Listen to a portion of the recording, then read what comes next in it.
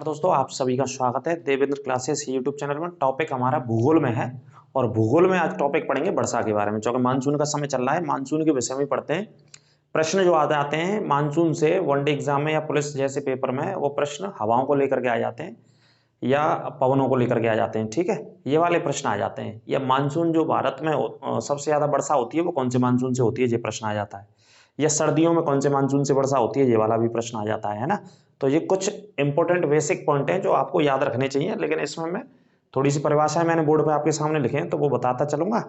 तो अंत तक क्लास में देखते रहेंगे और नोट करते रहेंगे इंपॉर्टेंट बातों को, इंपॉर्टेंट चीजों को। ठीक है, और चैनल पर नए जुड़े हैं तो चैनल को सब्सक्राइब अवश्य करें। तो देखते हैं। देखो, मानसून के जलवायु के बारे में बात कर रहे हैं। टॉपिक है आज हमारा भारत की जलवायु। सबसे पहला प्रश्न तो यही आ जाता है कि भारत की जलवायु कैसी है भैया।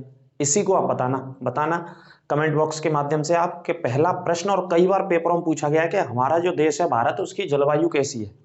तो जो भारत की जलवायु है वो कैसी है, मानसूनी जलवायु। इस बात को कंठस्थ रट लेना और याद कर लेना। कभी भी प्रश्न आ जाए तो उत्तर क्या लगाएंगे, मानसूनी जलवायु है। ठीक है, मानसूनी क्यों है, क्योंकि हवाओं के आधार पर ही मानसून हमारे देश में वर्षा करता है। सबसे ज्यादा वर्षा हमारे देश में अरब सागर से होती है। अरब सागर से जो मानसून आते हैं, 65% वर्षा भारत के जो हिस्सों में होती है वो अरब सागर से। और 35%, 100 में से अगर 65 घटाएंगे तो 35% बचा। 35% वर्षा बंगाल की खाड़ी से होती है। ऐसे करके भूगोल वेत्ताओं ने जो ज्योग्राफी का अध्ययन किया है मानसून के ऊपर, 100% वर्षा को दो हिस्सों में बांटा है। 65% वर्षा अरब सागर से होती है और 35% वर्षा बंगाल की खाड़ी से होती है। तो भारत की जलवायु को मानसूनी जलवायु पढ़ा जाता है। इसे और सरल करने के लिए 4 प्रकार से बांटा गया है जलवायु को। भारत के अंदर सरल बताने के लिए कितने प्रकार से, देखो, एक मैंने आपको लिखा हुआ ग्रीष्म ऋतु, लिखते जाना समझते जाना जो भी पॉइंट आपको याद करने। दूसरा वर्षा ऋतु। ग्रीष्म का मतलब हो गया जो गर्मियों का समय चल रहा है। अभी कौन सी ऋतु चल रही है, ग्रीष्म ऋतु ही चल रही है। अभी गर्मी चल रही है, मतलब जून को महीना चल रहा था, ग्रीष्म ऋतु चल रही है।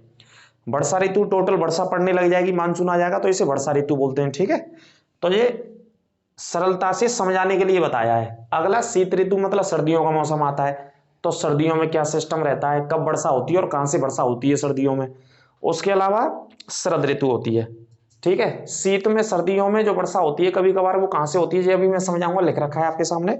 और शरद ऋतु जो अक्टूबर से दिसंबर का बीच का महीना होता है, इसे लौटता हुआ मानसून कहते हैं या उत्तर पूर्वी मानसून कहते हैं। इस मानसून से सबसे ज्यादा भारत में कहां वर्षा होती है, ये भी प्रश्न कई बार पूछा गया है। प्रश्न ये भी पूछा गया है कि सर्दियों में सबसे ज्यादा वर्षा कौन से राज्य में होती है भारत के में, या सबसे पहले मानसून कौन से राज्य में आता है। तो टॉपिक बहुत इंपॉर्टेंट है, बहुत बेसिक तरीके से आप समझ लो इसको, क्योंकि वर्षा हो ही रही है तो बेसिक बात आपको आनी चाहिए, है ना। बेसिक चीज आनी चाहिए। तो देखो, सबसे पहले जलवायु टॉपिक है। जलवायु को 4 प्रकार से ऋतुओं में बांट दिया है और पहले मैंने बता दिया है कि भारत की जो जलवायु है वो कैसी है, नोट कर लेना। भारत की जो जलवायु वो कैसी है, मानसूनी जलवायु है। इस बात को आप पहले ही नोट कर लेना। आपके लिए यही पूछ लिया जाएगा कि जलवायु बता दीजिए, भारत की जो जलवायु है, क्लाइमेट है, वो कैसी है, मानसूनी जलवायु है। ठीक है, अब इस मानसूनी जलवायु को 4 प्रकार से पढ़ते हैं। तो सबसे पहले हम पढ़ते हैं ग्रीष्म ऋतु। ये आपके सामने हेडिंग है। सबसे पहले कैसे पढ़ते हैं, ग्रीष्म ऋतु को।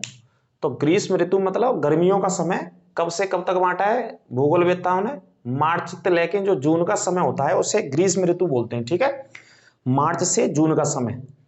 जैसे ही सूर्य उत्तरायण होता है, ठीक है, जैसे ही सूर्य भूमध्य रेखा से किसकी, कर्क रेखा की तरफ जाता है तो गर्मियों का मौसम बढ़ता है और पूरे भारत में तापमान बढ़ जाता है बहुत तेजी से।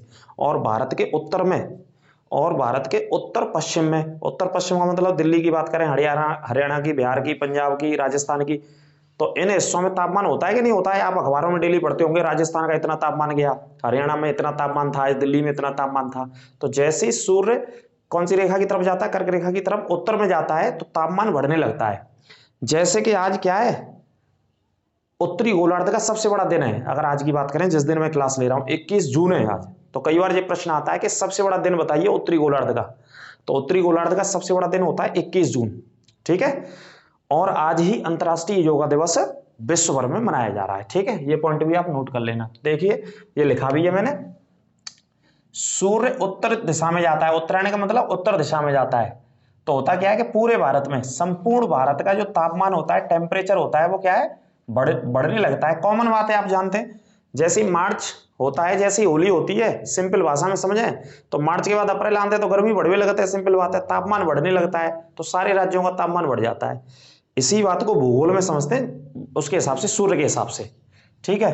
अब देखो जगह नहीं है, लेकिन अभी मैं इसे हटा करके बताऊंगा आपको उत्तरायण कैसे होता है सूर्य, ठीक है। तो तापमान बढ़ता है, उत्तर पश्चिम भारत में कौन सी हवाएं चलती है? शुष्क हवाएं चलती हैं, फिर तापमान बढ़ जाता है। तो कैसी हवा चलती है? शुष्क हवा, ठीक है, या इनको कैसे बोल सकते हैं? गर्म हवाएं। तापमान बढ़ जाता है तो कैसी हवा चलते हैं हमारे राज्यों में? गर्म हवाएं चलती हैं। उत्तर पश्चिम का मतलब क्या आएगा? इसमें जो राज्य आएंगे वो कौन से आएंगे? राजस्थान आ गया, यूपी आ गया, मतलब उत्तर भारत के सब आएंगे, ठीक है। इन राज्यों में गर्म हवाएं चलती हैं जब सूर्य उत्तर में जाता है तो मार्च के बाद, ठीक है। आगे देखो, एक डेफिनेशन यह है जहां पे स्थलीय शुष्क पवनें, मतलब मैदानों में चलने वाली शुष्क पवनें, मतलब राज्यों में चलने वाली शुष्क पवनें या गर्म पवनें।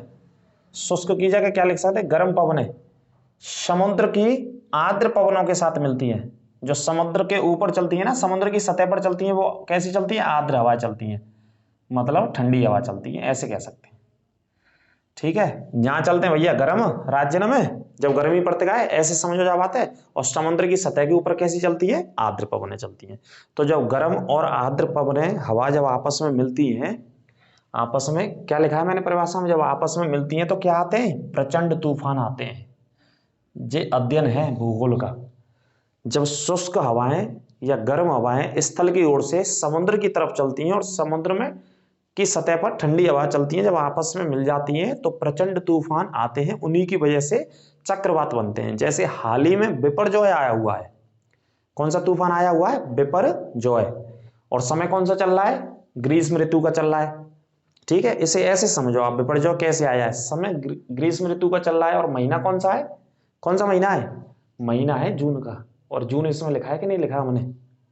ठीक है, महीना जून का है। तो शुष्क गर्म हवा तो स्थल में चल रही है, जमीनी हिस्सों में चल रही है, मैदानी भागों में चल रही है, और समुद्र की तरफ ठंडी हवाएं, तो आपस में जब मिली हैं तो तूफान कौन सा बन गया? जिसका नाम दिया बिपरजॉय तूफान। ऐसे बनते हैं ये तूफानों का निर्माण, इस तरीके से होता है भूगोल के हिसाब से, ठीक है। आगे देखो, चक्रवातों के जो नाम होते हैं वो भारत में कैसे अलग अलग हैं। ऐसे इस तरीके से चक्रवात जो उत्पन्न होते हैं ग्रीष्म ऋतु में, उनके नाम क्या है? अलग अलग रखे गए हैं। अब यही आते हैं सबसे ज्यादा एग्जाम में, ये चक्रवात ही सबसे ज्यादा वेरी वेरी इंपॉर्टेंट लिख लेना, इन्हीं को नोट कर लेना। परिभाषा आप लिखना मत लिखना, जो मैं बताता जा रहा हूं वो पॉइंट नोट करते चलना आप, ठीक है। तो जो चक्रवात आते हैं आपस में पवनों के मिलने से या प्रचंड तूफान आते हैं, तो देखो नार्वेस्टर नाम का तूफान आता है। आपसे पेपर में भैया यही पूछा जाएगा कि नार्वेस्टर तूफान भारत के कौन से राज्यों में आता है, या नार्वेस्टर चक्रवात भारत के कौन से राज्यों में आता है। तो नार्वेस्टर चक्रवात भारत के कौन से राज्यों में आता है? पूर्वी भारत के राज्यों में आता है, ठीक है। पूर्वी भारत के राज्यों में बंगाल, बिहार और उड़ीसा। कौन कौन से राज्यों में? बंगाल में, बिहार में और उड़ीसा में, इन राज्यों में आता है ये चक्रवात। एक शब्द में आंसर याद रखें तो पूर्वी भारत, और सभी राज्य याद रखें तो बंगाल, बिहार और उड़ीसा याद रख सकते हैं। इन राज्यों में चक्रवात आता है, जो तूफान आता है, उस तूफान को किस नाम से बोला जाता है स्थानीय तौर पर? नार्वेस्टर कहते हैं। मतलब बंगाल के लोग क्या बोलेंगे? नार्वेस्टर। बिहार के लोग क्या बोलेंगे? नार्वेस्टर। उड़ीसा के लोग क्या बोलेंगे? नार्वेस्टर। पूर्वी भारत। क्योंकि अगर देखो आप बेटा हिस्ट्री में जाएंगे तो या एक रूप में पढ़ सकते हैं आप, बंगाल, उड़ीसा और बिहार पहले एक ही राज्य हुआ करता था। अगर इतिहास में हम बेटा जाएं तो ये तीनों मिलाकर के एक ही राज्य हुआ था हो करता था पहले। बंगाल का हिस्सा बिहार था और बंगाल का हिस्सा उड़ीसा था। 1935 का भारत शासन अधिनियम आपने पढ़ा होगा, और नहीं पढ़ा होगा तो मैं बता दे रहा हूं। यहाँ पे टॉपिक तो हमारा भूगोल का है, आपको समझा रहे हैं कि जो तूफान है उनके नाम क्या क्या हैं। 1935 के भारत शासन अधिनियम में बंगाल से बिहार को और उड़ीसा को अलग किया गया था, ठीक है। तो दिमाग में याद रखना। अब सुनो, जब ये नार्वेस्टर इस तरीके का हवाएं चलती हैं, जहाँ पे नार्वेस्टर का मतलब तूफान, तूफान का मतलब जो हवा चल रही है बहुत तेजी से, ठीक है। तो ये काय के लिए फायदेमंद होती है इस राज्य में? जब देखो बंगाल में फायदेमंद होते हैं, बंगाल में फायदेमंद होते हैं काय की खेती का है? जूट का है। और काय की खेती का है? चावल का है। और काय की खेती का है? चाय का है। क्योंकि बंगाल के दार्जिलिंग में काय का उत्पादन होता है? चाय का उत्पादन होता है बंगाल के दार्जिलिंग में, फेमस है। और बंगाल और बिहार में काय की खेती होती है? जूट और चावल की। और चावल की खेती इधर भी होती है थोड़ी बहुत। तो जो हवा चलती है जिसके माध्यम से जो वर्षा होती है वो वर्षा इसके लिए लाभदायक है इन फसलों के लिए जो इन राज्यों में होती है। ठीक है, फसल भी पढ़ो बेटा, 35 का शासन अधिनियम में बता दिया, राज्य भी बता दिया आपको, जिससे कि इजीली याद रहो, टेंशन ना रहे। जावेद ने बताया कि पहले बंगाल के दोनों राज्य हिस्सा थे, बाद में अलग हुए थे। ठीक है, अब इसी नार्वेस्टर को काल वैसाखी बोलते हैं। काल वैसाखी कहां पे बोलते हैं? स्पेशली बंगाल में। आपसे पूछा जाए कि काल वैसाखी नामक हवा कहां पे चलती है, काल वैसाखी नामक तूफान कौन से राज्य में आता है, तो उत्तर क्या लगाएंगे? बंगाल। ठीक है, याद रखना बंगाल में। इसके अलावा चेरी ब्लॉसम, इसी चक्रवातों का ये चक्रवात के अलग अलग नाम है हमारे राज्यों में। चेरी ब्लॉसम कौन से राज्यों में? केरल और कर्नाटक, दोनों पड़ोसी राज्य है।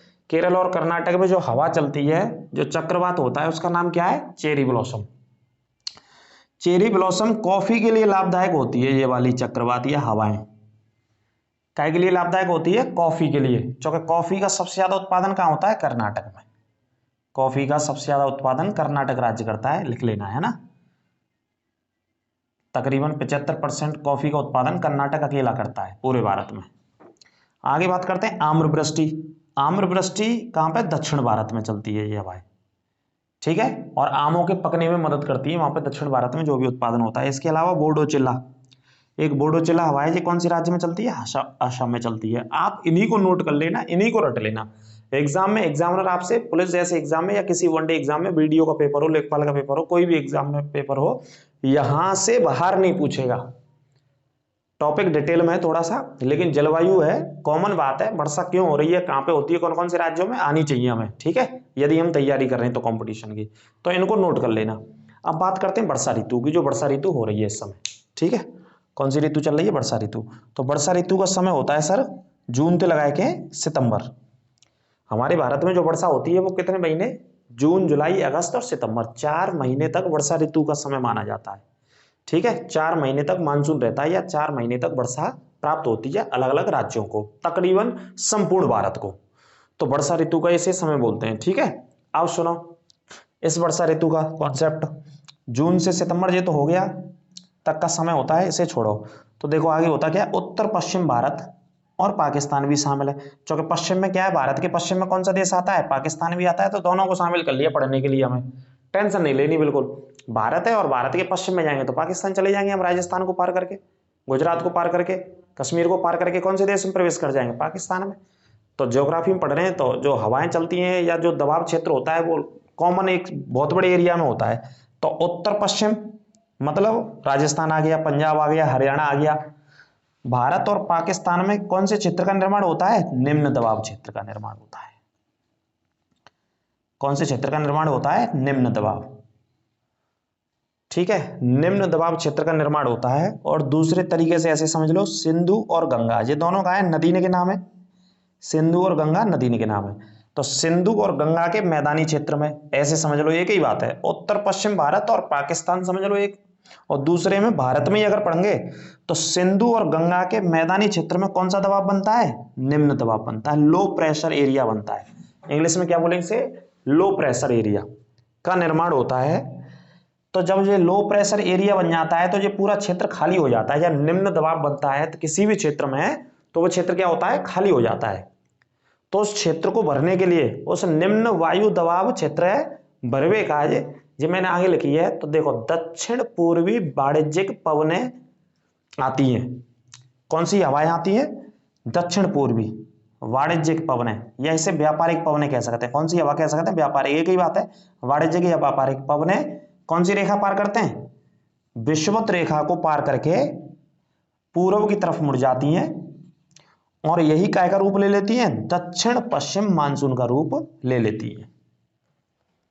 जो दक्षिण पूर्वी वाणिज्यिक पवनें विषुवत रेखा को पार करती हैं। विषुवत रेखा कहाँ है? अब अगर आपने पढ़ी हो तो विषुवत रेखा कहाँ मिलेगी? विषुवत रेखा दक्षिण भारत में, और अंडमान निकोबार से वो नीचे जाएंगे 876 किलोमीटर नीचे विषुवत रेखा होकर के जा रही है। उस विषुवत रेखा को पार करती हुई कुछ हवाएं आती हैं ऊपर की तरफ, मतलब भारत के दक्षिण की तरफ आती हैं। ठीक है, उन हवाओं को क्या नाम दिया गया है? दिशा के हिसाब से दिया गया। देखो दक्षिण, चौके दक्षिण में आते हैं, पूर्व मतलब पूर्वी दिशा में जाते हैं। व्यापारिक शब्द और जोड़ा इनके साथ, दक्षिण पूर्वी व्यापारिक पवनें। कौन सी रेखा को पार करके आते हैं? विषुवत रेखा है। दक्षिण में कौन सी रेखा जा रही है भारत के? है कि बिल्कुल नीचे है कि तो विषुवत रेखा जा रही है। इसकी दूरी अंडमान निकोबार से 876 किलोमीटर दक्षिण में है, तो उसको पार करते हुए हवा भारत की तरफ आती, मतलब अंडमान निकोबार की तरफ आएंगी कि नहीं आएंगी? तो अंडमान निकोबार की तरफ आई और अंडमान निकोबार की तरफ आकर के पूर्वी दिशा में मुड़ जाती हैं, ठीक है। और यही हवा काय का रूप ले लेती है? दक्षिण पश्चिम मानसून का रूप ले लेते हैं। इसी को हम पढ़ते हैं कि भारत में जो सबसे ज्यादा वर्षा होती है वो कौन से मानसून से होती है? दक्षिण पश्चिम मानसून से होती है भैया, ठीक है। अच्छे से नोट करते चलो बेटा।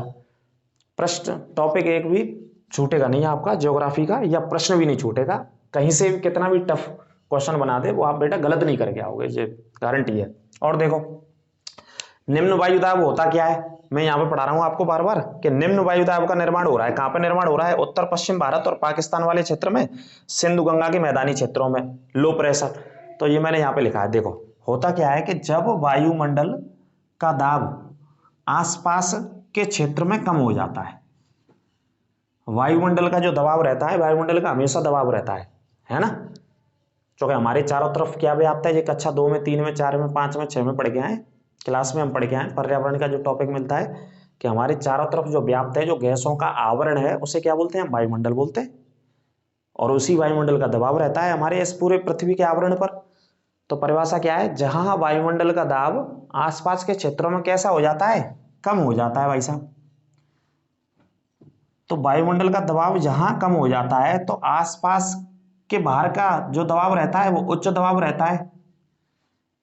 कैसा दबाव रहता है? उच्च दाब रहता है। तो उस उच्च दाब की पवनें, जहां ज्यादा दाब रहता है तो वहां की जो हवा होती हैं, पवनें होती हैं, वो किसकी तरफ चलती हैं? निम्न दाब वाले क्षेत्र में प्रवेश कर जाती। कौन से क्षेत्र में प्रवेश कर जाती है? निम्न दाब वाले क्षेत्र में। और कौन सी हवा प्रवेश करते हैं? उच्च दाब वाली हवा, हाई प्रेशर एरिया वाली हवाएं लो प्रेशर एरिया वाले क्षेत्र में प्रवेश कर जाती है, क्योंकि वो क्षेत्र बिल्कुल खाली हो जाता है, वो एरिया बिल्कुल खाली हो जाता है, तो प्रवेश कर जाती हैं। इसी की वजह से क्या प्राप्त होती है? वर्षा प्राप्त होती है वर्षा ऋतु में। इसी की वजह से क्या प्राप्त होती है? हमें वर्षा प्राप्त होती है। ये समझाने के लिए है, ये बेटा पुलिस के पेपर में या किसी पेपर में आए तो भगवान की कृपा है, आ जाए तो बढ़िया बात है। बहुत ही कम बच्चा करके आएंगे जो पढ़ रहे होंगे वहां तक, अच्छे अच्छे यूट्यूबर्स नहीं पढ़ा रहे होंगे ये सारे टॉपिक्स को, है ना, बंक कर जाते कि कौन पढ़ाए, कौन चक्कर में पढ़े। तो चक्कर में नहीं, बहुत कॉमन चीज है, जलवायु और पानी के बारे में, वर्षा के बारे में पढ़ना है ना।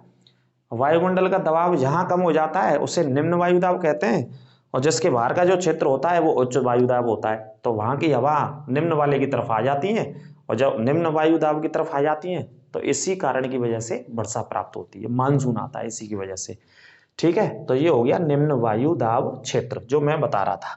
इसी की वजह से क्या होता है? वर्षा ऋतु में जून से लगाकर सितंबर तक 4 महीने तक क्या रहता है? मानसून रहता है। अब आपसे एक प्रश्न है हमारा, इसे कमेंट बॉक्स के माध्यम से बेटा बताइएगा, आपने जितने भी चैनल से, जितने भी यूट्यूबर से, जितने भी कहीं से पढ़ा हो, भारत में सबसे पहले जो वर्षा होती है वो कौन से राज्य में होती है, ठीक है, और कौन से मानसून से होती है, ये प्रश्न बताना। दूसरा, कौन से मानसून से होती है और कौन से राज्य में सबसे पहले वर्षा होती है, कौन सी ऋतु में? वर्षा ऋतु में, क्योंकि वर्षा तो वर्षा ऋतु में ही होगी, वर्षा ऋतु के पॉइंट की मैं बात कर रहा हूं आपके सामने, ठीक है। तो ये बताना आप कमेंट बॉक्स में, फिर आपको और हम बताएंगे डिटेल में, अच्छे से क्लियर करेंगे। अब आ जाओ शीत ऋतु पर। कौन सी ऋतु हो गई? शीत ऋतु, ठीक है। ये दोनों ऋतुएं हो गई, इनको लिख लेना, आप नोट कर लेना बेटा, इंपॉर्टेंट टॉपिक है। शीत में क्या है आप समझ रहे हैं? शीत की बात आ रही है, सर्दियों में जो वर्षा पड़ रही है उसी को क्या बोलते हैं? शीत ऋतु के समय की बात आ रही है।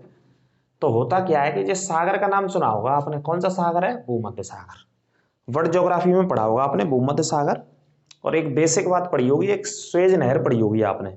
स्वेज नहर भूमध्य सागर को लाल सागर से जोड़ती है, जिसका निर्माण 1869 में हुआ था, स्वेज नहर का निर्माण। और कौन से देश ने कराया था? मिस्र ने कराया था 1869 में। 59 में शुरू हुआ, 59 से लेकर के 69 तक हुआ, लगभग 10 साल में बनके ये नहर तैयार हुई। और कौन से देश ने बनवाई? मिस्र देश ने बनवाई। और मिस्र देश के राष्ट्रपति अब्दुल फतेह अल सीसी इस वर्ष हमारी 26 जनवरी के मुख्य अतिथि रहे थे, ठीक है। इस पॉइंट को भी बेटा रट लेना और नोट कर लेना। ऐसे ही प्रश्न छपने हैं आने वाले पुलिस के पेपर में, जब दिसंबर नवंबर में पुलिस की भर्ती होगी, क्योंकि 6-8 महीना पुरानी तो करंट अफेयर्स आएगी। और ऐसे प्रश्न तो यूनिक याद रखने हैं तुम्हें कि मुख्य अतिथि कौन था हमारी 26 जनवरी का, तो मिस्र के राष्ट्रपति अल सीसी के नाम से याद रखना। तो स्वेज नहर किसने बनवाई? मिस्र के द्वारा बनवाई गई 1869 में, जिसकी लंबाई 165 किलोमीटर के आसपास है, जिससे दुनिया का तकरीबन 10% से ऊपर 10 या 12-13% के आसपास व्यापार होता है। इसके नहर के बनने से भारत की जो दूरी है या बंबई बंदरगाह की दूरी यूरोप तक जाने का है, जो माल लेके आते हैं पानी के जहाज, वो लगभग 7000 किलोमीटर कम है दूरी नहर के बनवे थे। क्योंकि नहर नहीं तो पहले जहाज ने घूम के जाना पड़तो यूरोप तक, बहुत सारी चीज ले। नहर बन गई तो फिर जो अरब सागर से जहाज चलता है बम्बई से या गुजरात से, वो स्वेज नहर के माध्यम से खाड़ी के देशों में जाता है, पहले खाड़ी के देशों से स्वेज नहर में, और स्वेज नहर के माध्यम से यूरोप में पहुंच जाता है बहुत ईजिली नहर के बनने से। ये फायदा हुआ। 7000 किलोमीटर की दूरी बहुत होती है भैया, है ना। तो ये भी प्रश्न कई बार आता है। तो देखो, बात भूमध्य सागर की हो रही है शीत ऋतु में। तो भूमध्य सागर में उठने वाला शीतोष्ण चक्रवात, जब भूमध्य सागर में उठता है सर्दियों में, है ना, सर्दियों के समय में भूमध्य सागर में एक चक्रवात, एक तूफान उठता है, जैसे क्या बोलते हैं, पश्चिमी जेट स्ट्रीम कहा जाता है। इसी के सारे ये कहां पे प्रवेश करता है, हमारे देश में प्रवेश कर रहा है। अब लगा लो अंदाज, बेटा अंदाज लगाओ, यहीं से प्रश्न आना है कि सर्दियों में शीत ऋतु में जो हमारे यहाँ वर्षा होती है वो कौन से सागर की वजह से होती है। ये प्रश्न आ गया आपके सामने। अब लगाओ, अरब सागर तैर रही है, बंगाल की खाड़ी तैर रही है, हिंद महासागर से। बच्चा वहां तक पहुंचेगा ही नहीं, तो उत्तर का लगाएगा अरब सागर से हो रही है। क्योंकि बेटा सर्दियों में अरब सागर से वर्षा नहीं होती है उत्तर भारत के इलाकों में। जैसे उत्तर भारत में यूपी आ गया, हरियाणा आ गया, पंजाब आ गया, दिल्ली का क्षेत्र आ गया, हिमालय का हिमाचल प्रदेश आ गया। हिमाचल में क्या होती है, वर्षा नहीं होती लेकिन बर्फबारी होती है हिमाचल में। उत्तराखंड में क्या होती है, वर्षा नहीं लेकिन क्या गिरती है, पहाड़ों पर बर्फ गिरती है। तो उनमें भी जो बर्फ गिरती है उसका भी कारण क्या है, ये भूमध्य सागर में उठने वाला चक्रवात है। ये वैज्ञानिकों के अध्ययन के आधार पर जो सर्दियों में कभी कभी वर्षा हो जाती है बहुत तेजी से, वो यहां से चक्रवात उठता है भूमध्य सागर से, और भूमध्य सागर को पार करता हुआ, कई सागरों से पार करता हुआ भारत में प्रवेश करता है। किसमें प्रवेश करता है, भारत में। देखो, भूमध्य सागर में आएगा, फिर काले सागर में आएगा, फिर कैस्पियन सागर में आएगा, उसके बाद भारत में प्रवेश करेगा।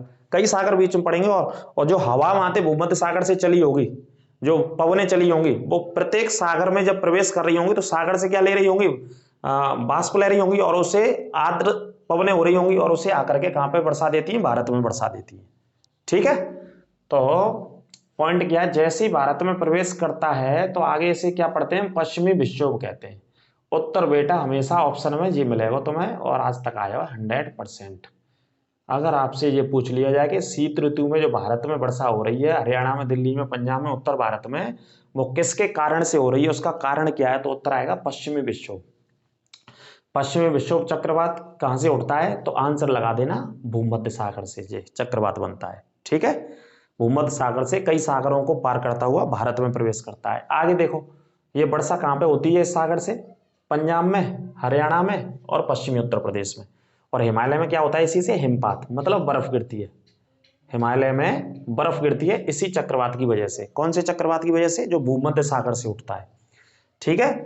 आगे देखो, अगला पॉइंट आ जाता है कि ये जब वर्षा आ जाते हैं सर्दियों में कभी कभी, ये कौन सी फसल के लिए बढ़िया होता है जी वर्षा, जो वर्षा हमारे यहाँ आ जाते हैं सर्दियों में, कब कहूँ, जो वर्षा जो हो रही है वो कहां से आ रही है बेटा, भूमध्य सागर के चक्रवात, जिसे पश्चिमी विक्षोभ कहा जाता है।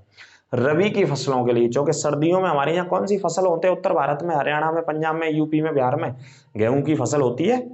रबी की मुख्य फसल कौन सी होती है, रबी में तो बहुत सारी फसलें आती है, लेकिन मुख्य फसल कौन सी होती है, गेहूं की। तो उसके लिए ये लाभदायक होती है वर्षा।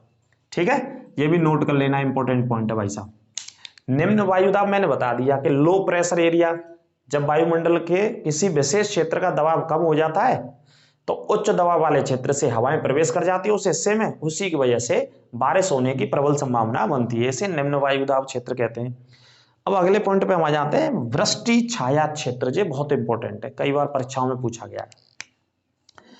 इस बार भी पीसीएस के पेपर में ये आया है, प्री पेपर में। वृष्टि छाया क्षेत्र कहां पर बनता है और कैसे बनता है।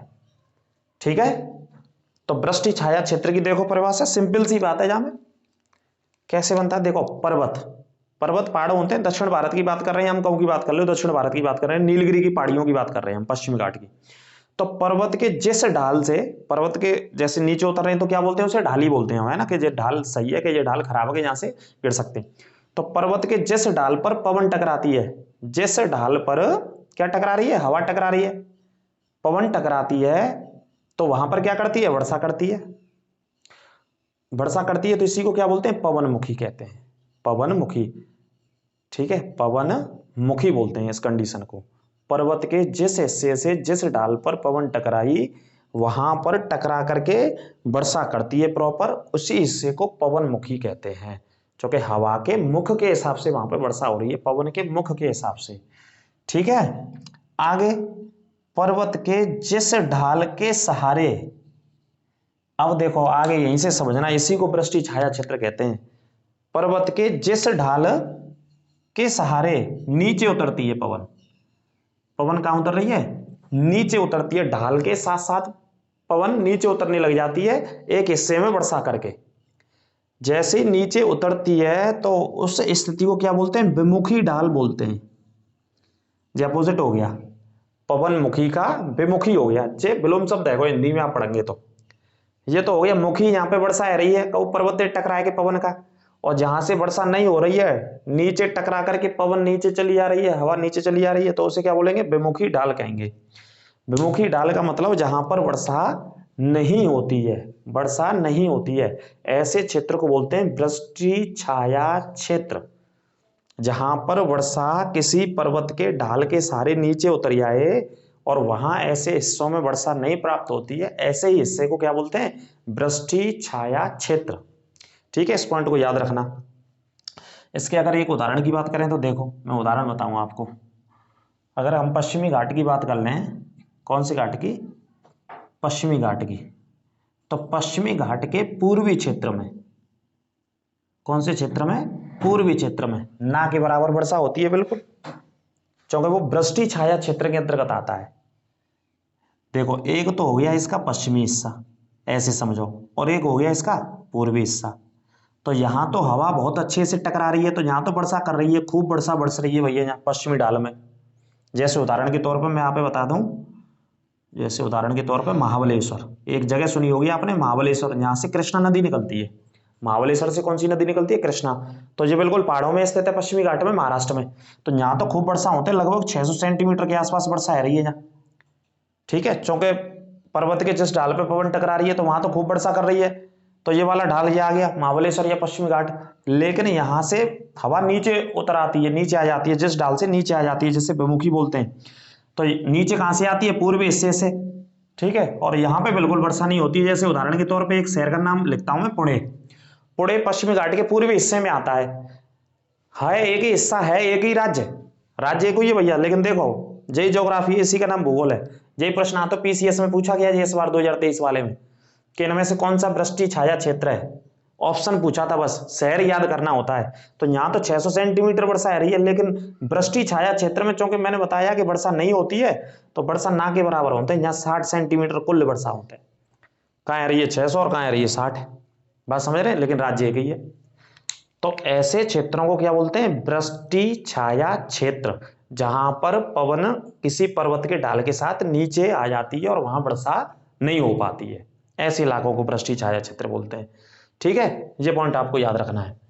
तो मैंने बताया आपको भारत की जलवायु के बारे में, और भारत की जलवायु कैसी जलवायु? भारत की जलवायु मानसूनी जलवायु कही जाती है। इस पॉइंट को पहले ही नोट कर लेना। और जलवायु को 4 प्रकार से बांट दिया है सरल करने के लिए। ग्रीष्म ऋतु में पढ़ा दिया, एक वर्षा ऋतु जो होती है भारत में, एक शीत ऋतु और एक शरद ऋतु। शरद ऋतु कोई खास नहीं है, शरद ऋतु लिख सकते हैं अक्टूबर से दिसंबर का महीना। इसमें जो महीना होता है अक्टूबर से दिसंबर का होता है। और इस ऋतु में क्या होता है? लौटता हुआ मानसून आता है। कैसा मानसून आता है? लौटता हुआ। देखो, थोड़ा सा इधर से मैं हटा देता हूं, ये आपने नोट कर लिया होगा तो समझा देता हूं थोड़ा सा आपको। शरद ऋतु में कैसा मानसून होता है? लौटता हुआ मानसून होता है शरद ऋतु में। ठीक है, तो देखो, मैं ये बताना चाह रहा था आपको, क्या बताना चाह रहा था कि भारत की जलवायु, प्रश्न आता है सबसे पहले कि भाई ये बताओ भारत की, जो हमारे देश की जलवायु है वो कैसी है? तो आप उत्तर बताना, कैसी जलवायु है? मानसूनी जलवायु है भारत की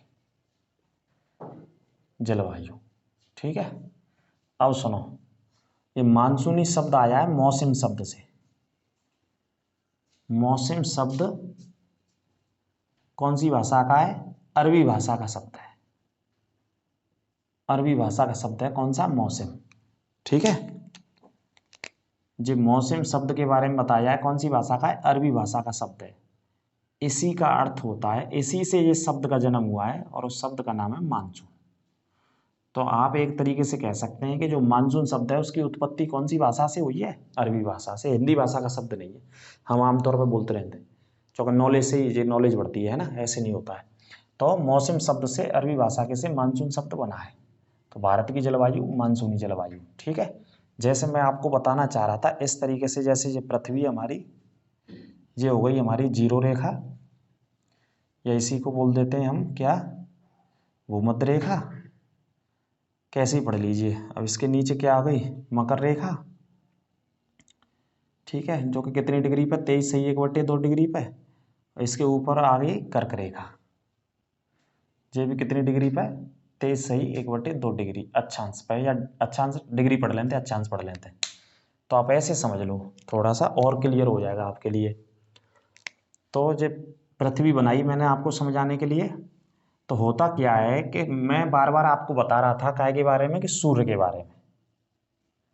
सूर्य कैसा हो रहा है, उत्तरायण हो रहा है। उत्तरायण को ऐसे समझ लो, सूर्य कौन सी दिशा में जा रहा है, उत्तर की दिशा में जा रहा है, ऊपर की दिशा में जा रहा है। तो जब जैसे जैसे ऊपर की दिशा में जाता है तो शुद्ध समझो आप क्या बढ़ते हैं, उत्तर भारत में गर्मी बढ़ते हैं। और गर्मी बढ़ते हैं तो कैसी हवा चलते हैं, शुष्क, या इन्हीं हवा ने क्या बोलते हैं, गर्म हवा। और अपने भारत में क्या बोलते हैं, ऐसी हवाएं लू बोलते हैं, कि भैया लू चल रही है बहुत तेजी से गर्मी में, ठीक है। तो देखो, जब सूर्य यहाँ पे होता है, कहाँ पे होता है सूर्य, यहाँ पर, यहाँ होता है, तो कौन सी रेखा पे, जीरो रेखा पे या भूमध्य रेखा पे। तो जी तारीख कौन सी है, मान लो तारीख बता दें तुम्हें, मध्य में है, तो मध्य में बीचों बीच में जब होते हैं, दिन और रात बराबर होते हैं, ये कमेंट बॉक्स में आप बताना दिन और रात कब बराबर होते हैं, 21 मार्च और 23 सितंबर को। 2 तारीख होते हैं साल की, एक तारीख होते हैं 21 मार्च और दूसरी तारीख होते हैं 23 सितंबर की। 21 मार्च ले लो आप यहाँ पे, 23 सितंबर हटा देते हम, कौन सी ले लेते हैं, 21 मार्च। मान लीजिए सूर्य यहाँ पे है अभी, और तारीख कौन सी है, 21 मार्च, और मार्च का महीना है। और सूर्य कहाँ पे, कौन सी रेखा पे चमक रहा है सूर्य, भूमध्य रेखा पे या जीरो रेखा पे, या क्या बोलते हैं इसको, विषुवत रेखा भी बोल सकते हैं। कौन सी रेखा बोलते हैं भैया, विषुवत रेखा बोलते हैं, ठीक है। अब सुनो, सूर्य इस तरीके से ऊपर बढ़ा, बिल्कुल बढ़ेगा, क्योंकि हमें कहाँ ले जाना, उत्तर में ले जाना। अब बेटा प्रैक्टिकली समझो, वो तो परिभाषा बताइए, अब प्रैक्टिकली समझो कि ऐसे गर्मी बढ़ते हैं, और ऐसी गर्मी बढ़ने के कारण ही ये सारी कंडीशंस बनते हैं, ठीक है। बहुत सारे बालकों ने नॉलेज नहीं होगी। पृथ्वी के उत्तरी गोलार्ध में सबसे ऊपर है कि कर्क रेखा, जानते हैं, पृथ्वी के बिल्कुल बीचों बीच में है कि जीरो रेखा बोलते हैं, या भूमध्य रेखा बोल लो। भू का मतलब जमीन हैगी, मध्य का मतलब बिल्कुल बीचों बीच से हैगी, पृथ्वी के बिल्कुल बीचों बीच से। और इसी को बोल देते हैं विषुवत रेखा बोल देते हैं, इक्वेटर बोलते हैं इंग्लिश में, ठीक है। तो होता, और इसके दक्षिण में आएंगे, बिल्कुल दक्षिणी गोलार्ध में आएंगे, पृथ्वी के में साउथ में आएंगे, तो जी वही रेखा जा रही है। कौन सी रेखा जा रही है, मकर रेखा। हम पढ़ते हैं कि विश्व का एकमात्र महाद्वीप बताओ जिससे होकर के तीनों रेखाएं जा रही हैं। दुनिया का एकमात्र महाद्वीप, कमेंट बॉक्स के माध्यम से बताना जी, आपके लिए होमवर्क है प्रश्न। बात सुन लो आप, ये मार्च है या लू है, हटाओ पहले, लू है तो तुम रट गए होंगे। तो मार्च ते गए हम अप्रैल में, अप्रैल ते गए हम मई में, और मई ते गए हम जून में। ऐसे चल रहे हैं हम, कहाँ चल रहे हैं, ऊपर की तरफ चलेंगे, सूर्य के हिसाब से चलेंगे। तो इस जीरो रेखा से, भूमध्य रेखा से सूर्य देवता उत्तरायण भये, तो सूर्य देवता उत्तरायण है कि कहां पहुंच गए, कौन सी रेखा पे चमक रहे हैं गुरुजी, यहां चमक रहे हैं। कहां चमक रहे हैं सूर्य देवता, कर्क रेखा पर। जी प्रश्न आ तो कई बार गुरुजी, ये हमारे एक्सपर्ट, हमारे स्टूडियो में हमारे एक्सपर्ट बैठे हैं, एक्सपर्ट एडवाइस पढ़ाते पढ़ाते हम ले लेते हैं कई बार, है ना, क्योंकि मानवीय भूल चूक होती रहती है। तो हमारे एक्सपर्ट्स बैठे हुए हैं, तो बिनते में जानकारी ले दूं। तो मार्च को महीना है, कौन सी रेखा पे, जीरो रेखा पे, ठीक है जी। अब सूर्य यहाँ से ऊपर चल रहे हैं, तो चलाओ साहब, कहाँ तक चलाएंगे। मार्च ते अगला महीना कौन सा आया था, अप्रैल। मान लो अप्रैल में यहाँ पहुंच गए सूर्य देवता। अप्रैल के बाद कौन सा महीना आया, मई, और मई के बाद कौन सा आया, जून। तो जून जैसी आई तो सूर्य देवता कहाँ पहुंच गए, यहाँ। अब यहाँ पूरी रोशनी धुआंधार दे रहे हैं, मनु करके, ऐसे समझ लो पजार दंगे का आदमी। तो जून के महीना में सबसे ज्यादा गर्मी कहाँ पड़ती है, अब बताओ, समझ गए होंगे तुम, वही बात मैं समझाना चाह रहा था आपको। जून के महीने में जो सबसे ज्यादा गर्मी पड़ती है वो कहाँ पड़ती है। तो सूर्य देवता कैसे है गे, जे तो यहाँ मध्य में है ना जी, कैसी रेखा है हमारी, मध्य है, ठीक है। और जो दक्षिण वाली है, और ये हो गई उत्तर वाली। तो बार बार मैं आपको बता रहा था कि सूर्य देवता कैसे होते हैं, उत्तर में जाते हैं। कौन सी दिशा में जाते हैं, उत्तर में जाते हैं। जैसे ही उत्तर में गए तो आपसे पूछा जाए कि जब सूर्य देवता उत्तरायण होते हैं तो कौन सी रेखा पे चमकते हैं, सीधी जो किरणें पड़ते हैं वो कौन सी रेखा पे पड़ते हैं सूर्य देवता की? मकर रेखा पे पड़ते हैं।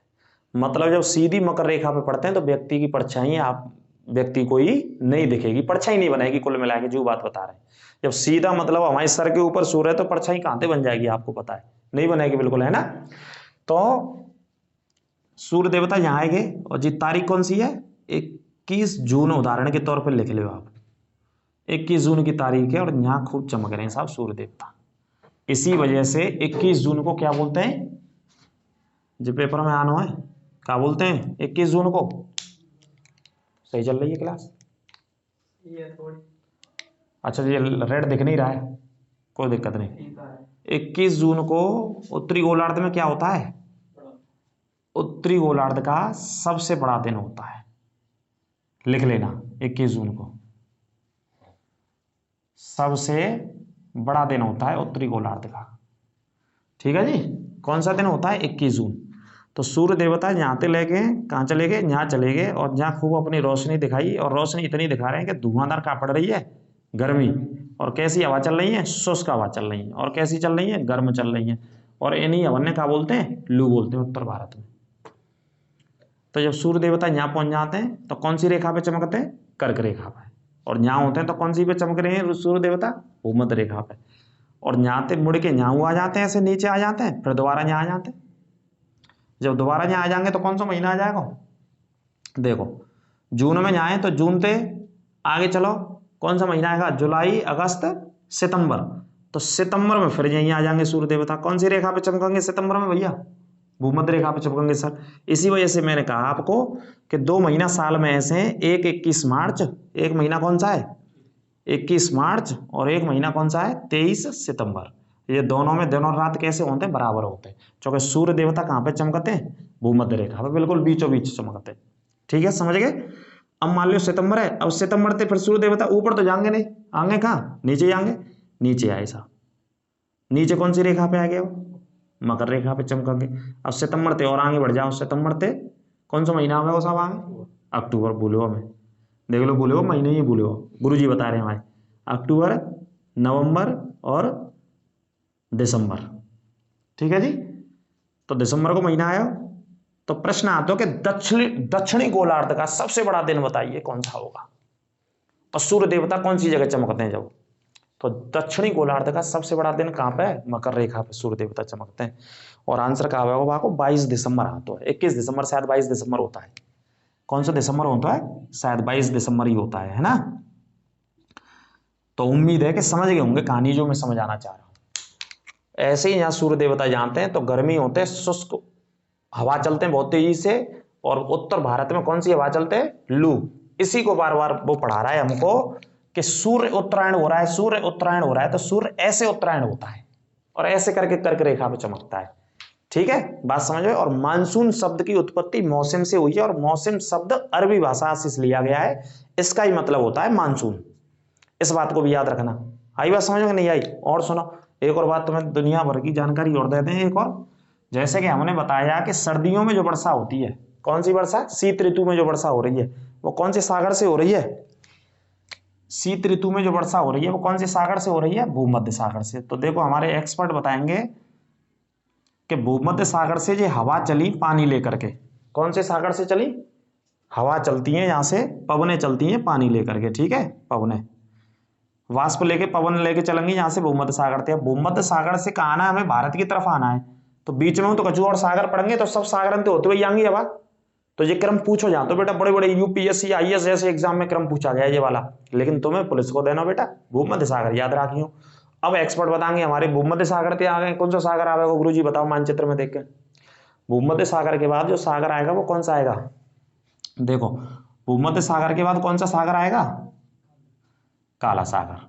और काला सागर के बाद कौन सा सागर आएगा? कैस्पियन सागर। और कैस्पियन सागर के बाद कौन सा सागर आएगा? एक एजोब सागर आएगा। ठीक है, एजोब सागर छोड़ो, ये 3 सागर नहीं पढ़ो बड़े बड़े ने, वो छोटा सागर है। ठीक है, तो मैं ये कहना चाह रहा हूं कि ये हवा भूमध्य सागर से चली तो कौन से सागर में प्रवेश करी? काला सागर।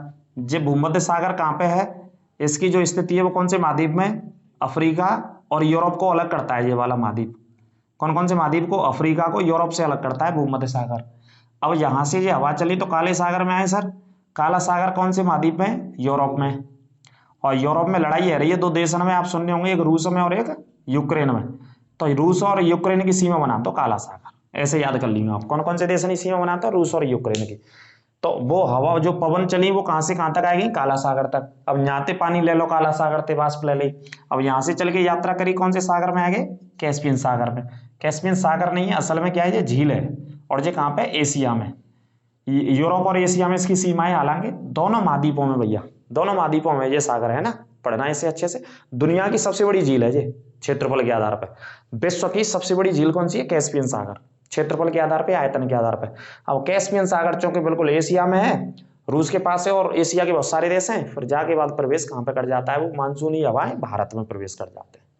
पाकिस्तान में करेंगी पहले और पाकिस्तान के बाद कहां पे प्रवेश करेंगी? भारत में। तो इस प्रकार से ये चक्र चलता है कौन सी हवा का? शीत ऋतु में जो वर्षा होती है हमारे यहाँ पंजाब में, हरियाणा में, यूपी में। और रबी की फसलों के लिए ये बढ़िया होता है। और रबी की फेमस फसल कौन सी होता है? गेहूं। और गेहूं को सबसे ज्यादा उत्पादन कहाँ होता है? यूपी में। और गेहूं का अनुसंधान संस्थान कहाँ है? हरियाणा में। ये याद रखना। हरियाणा के कौन से शहर में? करनाल में। गेहूं की फसल पर जो रिसर्च होता है, अनुसंधान होता है, वो कहाँ पे? करनाल में। ठीक है। और दुनिया में गेहूं का सबसे ज्यादा उत्पादन कौन सा देश करता है? चीन करता है विश्व में सबसे ज्यादा गेहूं का उत्पादन। तो टॉपिक थोड़ा सा लंबा था, ये था हमारा टॉपिक जलवायु का। बहुत अच्छे से ठंडे दिमाग से जा 2 बार देख लियो और आराम से नोट कर लियो। बस आप हवाओं के नामों को नोट करना, मानसून कब आता है ये नोट कर लेना, कौन सी मानसून से वर्षा होती है ये नोट कर लेना। और वैसे मैंने आपसे पूछा है कि आप कमेंट बॉक्स में ये बताना कि सबसे पहले वर्षा कौन से राज्य में होता है भारत के? दक्षिण पश्चिम मानसून से होती है। ठीक है, इस बात को याद रखना। और एक और बात सुनो, एक बात और बताना भूल गए, छोटी सी। बता दें कि नहीं बता दें सर? एक बात और रह गई है, फिर दूसरी क्लास में क्या बताएंगे। जो भारत में वर्षा होती है, हमारे देश में जो वर्षा होती है, वो देखो, वर्षा को 2 तरीके से बांटा गया है मानसून की शाखाओं में। मानसून की शाखाओं में 2 तरीके से बांटा गया है। ठीक है, एक तो 65% पानी पड़ता है और एक पड़ता है 35% पानी 100% में। ये 100% है, जैसे परसेंटेज के सवाल करते हैं, मान लो 100% वर्षा है रही है, तो 100% में तो 65% है, तो वो है रही है 35%, एक मानसून थे, एक खाड़ी तय रही है। तो 65% जो वर्षा होता है वो होता है साहब अरब सागर से, और 35% जो वर्षा होता है भारत में वो होता है साहब बंगाल की खाड़ी थे। ऐसे करके वर्षा सबसे ज्यादा होता है। ठीक है, जहाँ पे जो वर्षा होते हैं वह मानसून का बोलते हैं, ज्यादातर दक्षिण पश्चिम मानसून बोलते हैं, दक्षिण पश्चिम मानसून। और यहाँ पे जो वर्षा होता है जहाँ बोलते हैं उत्तर पूर्वी मानसून।